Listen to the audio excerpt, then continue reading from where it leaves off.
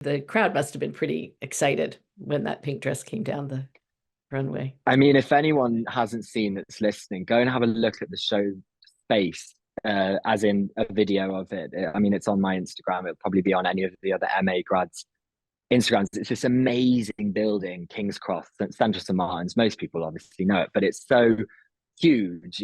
It's sort of 4 stories high with massive glass windows, and at every single window you're seeing students. So of course you have the seated invited audience, but beyond that you have this coliseum of eyes looking down, of all the people aspiring to, obviously not everyone at St Martin's is fashion, but a lot of that audience will be people on foundation at St Martin's, people doing the BA degree, people doing short courses or fashion folio, or right up to the junior MA students. So it's an amazing place, and I'm glad our show was at St Martin's. A few other years they've done it elsewhere, which of course limits it just to the press and the people who get through the door. But I love that it's sort of quite, in a way, democratic again. Like everyone can see it, everyone's there. I was exploring a lot of the idea of emblems of privilege, this idea of elite fabrics, and tweed to me is an emblem of privilege. It's the Chanel woman. It's the absolute sort of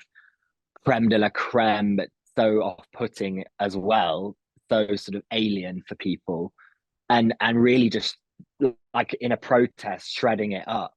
And so I used to work for Stephen Phillip, the archivist, and I think he describes this one com collection as Chanel dragged through a hedge backwards. And so I kind of stole his phrase and changed it a bit to Chanel dragged through a protest backwards. And I wanted this woman to feel like she was in the Chanel twin set, pale pink, that stereotype Chanel look we all think of. But it's been really challenged and thrown apart. And I suppose it's a critique of my own obsession with glamour. In these sketches when I was 4, I would annotate them all. I never, well, I think my parents encouraged me to, because I would tell them what it was, and they say, well, in 5 years' time, you won't remember, so write it down. And I would always write these like ridiculously flowery, like aubergine crushed velvet, macrame, blah, blah, whatever, all these words. I think it was almost like learning language at the same time. Oh, here, son. So in the countryside where I grew up, so I grew up on a farm in Derby, in the Midlands, and this is put between sticks to create a fence to divide fields, and then a very tiny electric current is sent through it, which means when the sheep or a horse touches it, it doesn't hurt them. It's just like don't go further than that. So during lockdown, I had no access to any materials and went down into the garage and found some of this and was like, I wonder if I could do something with that. And that was a project with Phoebe English, who's obviously the amazing young designer who's done so much for sustainability discussion within the industry. And yeah, so that was a short project where I developed that repeat textile. So you sew it to itself, strip by strip, again and again and again, and it just builds out and becomes this very sculptural, malleable textile.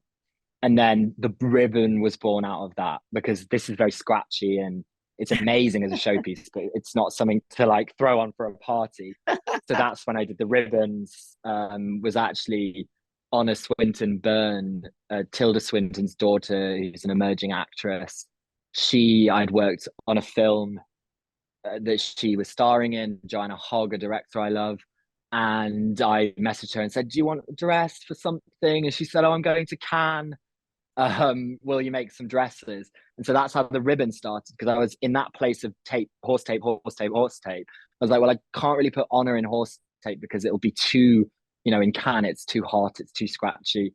So that's where the ribbon started. Unfortunately, she ended up being sponsored by Chanel and couldn't wear the dresses, but I still have her to thank for a completely, the birth of this textile was for that. Yeah. The collection was called the Manna for Heaven, or Manna for Heaven, which is a play on the word, the phrase manna that fell from heaven, when something happens just at the right time, something that's a good thing. So I knew that I wanted this like liminal space, this waiting ground or a purgatory.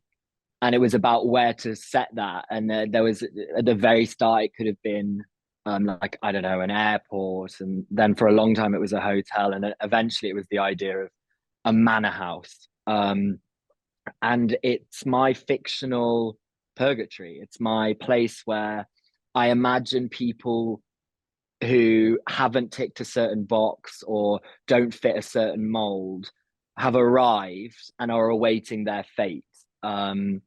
Yet by the conclusion to the story, we realized this wasn't purgatory, it was heaven all along after all, because really the collection's a protest against this notion of box ticking and mold fitting and the idea of a bureaucracy saying what they think deserves peace. Because I'm not religious, so it was never really a religious heaven. It was more the concept of being at peace.